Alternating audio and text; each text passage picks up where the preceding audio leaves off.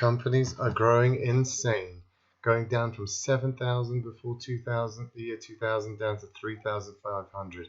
And not only are they are they consolidating and growing huge, but they're also controlling whole industries. We have the online advertising market, the driverless cars, the cab market, Uber.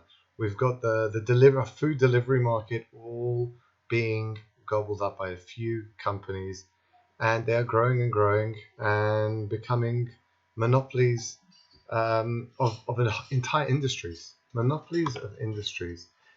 Zero regulation. I remember the 80s. AT&T was broken up into the baby bells because it was too big. We had a very tough monopoly committee that wouldn't allow mergers or anything, like even 20% concentration. What's 20%? Now we're dealing with like 60, 70%. And anyone that starts up is immediately bought up. Anyone that gets too big doesn't go to IPO. It's too complex. It's too burdensome. Things have to be revealed in public. Regulation is too tight. So they just go for an exit via merger and acquisition. And that is what's happening. Intel bought out Mobileye, Habana Labs, Move It. Each leader in driverless cars, leader in chip technology, leader in transportation apps. What else are they doing with their money? Share buybacks. Here we have the outstanding shares decimated. There are so few shares. That's why everything is bid up so high. Because when you only have, let's say, 3 Apple shares and you have 500 people that want to buy it, the price is going to go up. So companies are just buying back their own shares and leaving a few scraps for everyone else to fight over. How can they do this? Well, they do it through insane corporate debt levels. This is the highest on record with the lowest rates on record. So they're using very cheap interest rates. In Europe, it's negative in the short and long-term yields, and in the USA it's at record lows. And so we have huge corporate debt funding massive debt bubbles everywhere. All these companies are just buying out stuff. Now, what should banks be doing? They should be helping the economy. Instead, we have fewer banks and they have more deposits. More deposits mean really more loans. They're lending out more loans. But I don't see any more loans for construction or building or investment. No. All those loans is going into speculation, into assets. So there's 3 ways you can use credit. One is speculation into assets. One is for consumption. And one is for investment into production.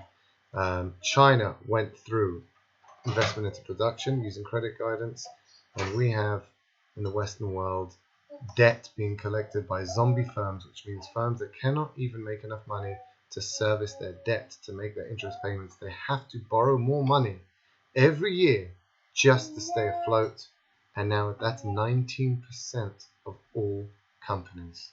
19%, it was 3%. So a 1% interest rate increase would destroy the entire market. So interest rates will never go up. And that's how we have Deutsche Bank posting huge profits, not through its normal retail banking, because there is no money, because there's no interest rates there, but it's only through speculation, and that's all they're doing. And so Deutsche Bank hasn't changed its spots. Tons of bad loans still there. Tons of securitization loans still out there, all outstanding, all rotten, all underwater. But they're just making money on the speculation and they'll get hit again. What we currently have is the tulip market from the 1600s. As we can see, the price of a tulip went more than the price of a house. And that's what's happening. Amazon's valuation, Apple's valuation, $2 trillion more than the entire British stock market. Tesla's valuation more than every car company put together. We are reaching those levels, but it just takes to get to the point.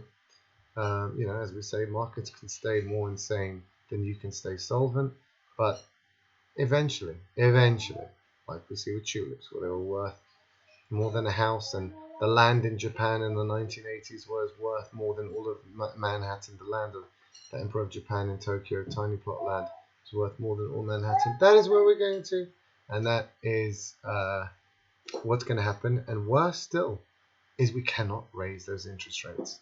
Even though we are coming with real inflation as the Fed funds consumption this time.